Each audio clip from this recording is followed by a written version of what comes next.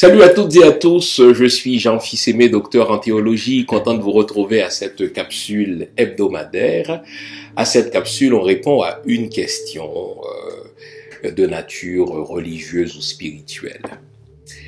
On nous a écrit pour nous poser une question très sérieuse, au fait une question que l'on se pose quand on commence à faire son éveil spirituel. Qu'est-ce qu'il faut faire de ces fêtes religieuses qui nous ont été imposées? On s'en vient là.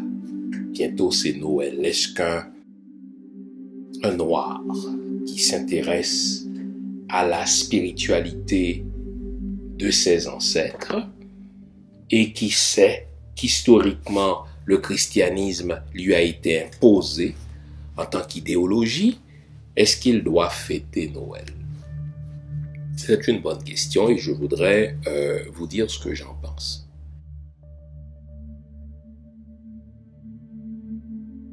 Évidemment, en ma qualité d'historien, Noël n'a rien à voir avec la naissance de Jésus. Au fait, ce qu'on appelle Noël, la nativité, la fête de la naissance du Christ, est une fête qui a précédé de plusieurs siècles, n'est-ce pas, la religion chrétienne. C'est les célébrations qui se faisaient dans le cadre du solstice d'hiver, n'est-ce pas?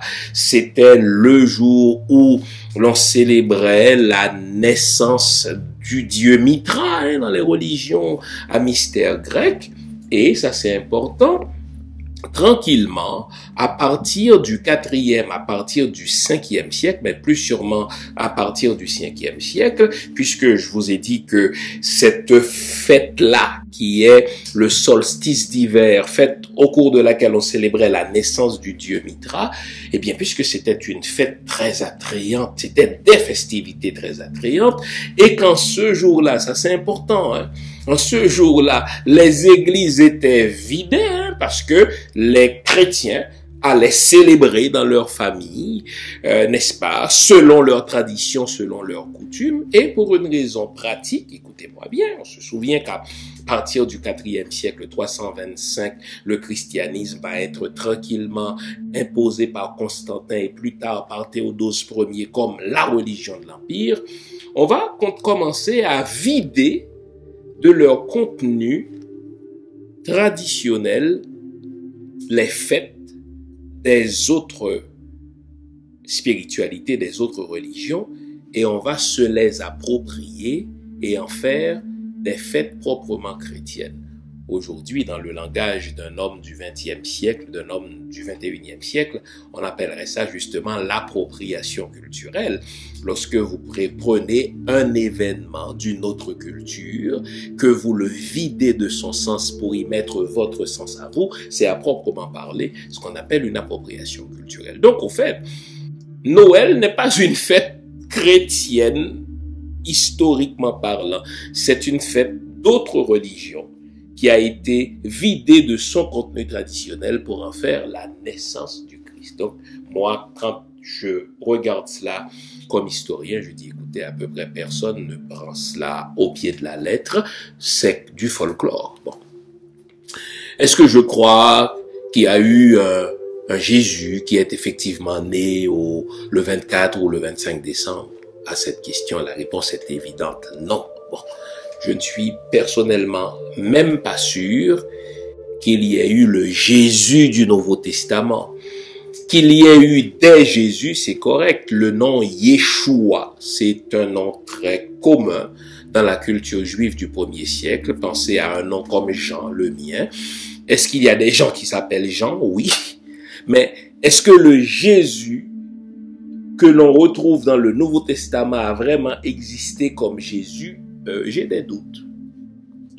Donc, qu'est-ce que je fais, moi, qui ne crois plus à ces choses-là, un 24 ou un 25 décembre? Eh bien, je fais exactement ce que Constantin et Théodose ont fait au 4e siècle. Ils ont vidé cette fête-là de son contenu traditionnel pour en faire autre chose. Eh bien, moi aussi, je fais la même chose. J'aime Noël, pas parce que je crois à un Jésus machin, mais parce que à Noël, on mange ensemble, À Noël, on se retrouve en famille. À Noël, il y a des échanges de cadeaux. Vous savez, j'ai ce petit côté enfant, moi, là. Oh là là, à Noël, j'aime ça. Déballer, regarder, m'habiller, me faire beau pour manger en famille. Regarder de bons films. Pour moi, c'est ça, Noël. C'est-à-dire briser un peu le cercle vicieux de la solitude, briser un peu le cercle vicieux de l'égoïsme qui nous caractérise tellement au XXe siècle, parce qu'à Noël, tout à coup, on devient généreux. À Noël, tout à coup, on invite quelqu'un à sa table. À Noël, tout à coup, on se fait beau, on se fait belle, c'est bon pour le moral. À Noël, n'est-ce pas, on échange des cadeaux, on se donne des nouvelles. Waouh, toute la famille se retrouve ensemble et on mange bien. Pour moi, c'est ça, Noël. Donc, si vous voulez savoir quoi faire de cette fête folklorique-là, videz-la de son contenu chrétien et faites-en autre chose. Exemple, je viens d'un pays appauvri. Il n'est pas pauvre. Mon pays est appauvri par ses tuteurs. Eh bien, il y a des gens que j'ai connus quand je vivais là-bas et qui n'arriveront peut-être pas à manger aussi bien que moi ici. Bien, je vais penser à eux, je vais leur faire un don. Ces gens-là ont des enfants, je vais aussi faire un don à leurs enfants. Vous voyez comment? Donc, cette générosité, je veux la mettre au profit de d'autres personnes. Il y a des gens qui vont se sentir seuls. Eh bien, je vais en profiter pour les appeler, pour leur dire joyeux Noël, dites joyeuse fête, par exemple. Imaginez, vous et moi, nous avons des gens qui vont nous appeler parce que nous sommes entourés, nous avons de la famille, etc. Mais il y a des gens qui sont seuls. Donc, on doit profiter de ce temps-là pour briser cette solitude et dans la mesure où les consignes sanitaires le permettent, je ne sais pas quelles sont les consignes sanitaires dans votre coin de pays, chez nous c'est pas permis, on nous demande de rester dans notre bulle familiale pour casser la propagation de la Covid. Il faut respecter les consignes, mais tout en respectant les consignes, nous devons, si vous voulez, ruser d'ingéniosité pour casser le cercle de la solitude. Donc pour moi, Noël, c'est être en famille. Pour moi, Noël, c'est être généreux. Pour moi, Noël, c'est briser la solitude, c'est briser l'isolement. Pour moi, Noël, c'est me faire beau, me faire belle. C'est bon pour le moral. Pour moi, c'est une thérapie pour le moral. Donc, voilà. Je ne voudrais pas, en disant ceci, je veux être très clair. Je ne voudrais pas que votre éveil spirituel vous conduit à vous isoler du monde. Vous savez, c'est ainsi que sont nés les monastères. C'est des gens, et c'est pas seulement dans le christianisme, dans le catholicisme qu'on retrouve le monastère. Il y a des moines, n'est-ce pas, dans plusieurs autres spiritualités. Eh bien, je ne voudrais pas que votre éveil spirituel vous isole du monde. Moi, je vis ma spiritualité en restant dans le monde.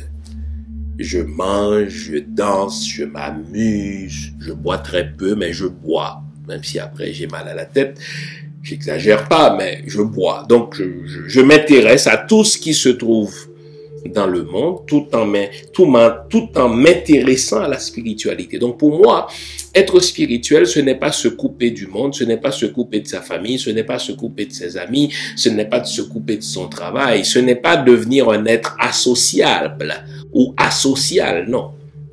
Être spirituel, c'est continuer à progresser, à cheminer dans le fait qu'il y a autre chose que la matière, mais nous ne sommes pas non plus un esprit immatériel. Nous sommes un esprit qui vit dans un corps et il faut prendre soin des deux. Dans ce sens-là, nos frères afro-américains ont bien compris ce que ça veut dire que de profiter d'une période, d'une date pour y mettre leur contenu à eux. Nos frères afro-américains célèbrent, eux, ce qu'ils appellent la Kwanzaa. Eh bien, qu'est-ce que c'est? C'est d'abord, c'est un mot swahili. Donc, ils y mettent dans cette période festive un contenu africain. Et c'est une fête qui se déroule sur plusieurs jours, tout comme Noël, etc. Sauf que eux, pendant cette période de fête, ils en profitent pour faire la promotion de certaines valeurs africaines comme l'unité, la solidarité, la famille, la générosité, la gratitude, remercier leur Dieu, remercier l'univers pour, n'est-ce pas, tous les bienfaits qu'ils ont reçus. Et je pense que si vous cherchez une autre option au fait de fêter Noël, eh bien, vous pouvez célébrer, n'est-ce pas, la Kwanzaa.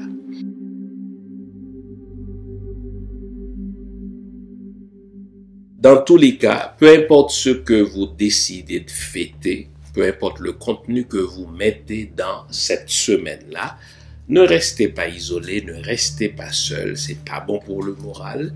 Eh bien, trouvez-vous des gens avec qui échanger, trouvez-vous des gens avec qui manger, même si cela doit se faire en petite bulle.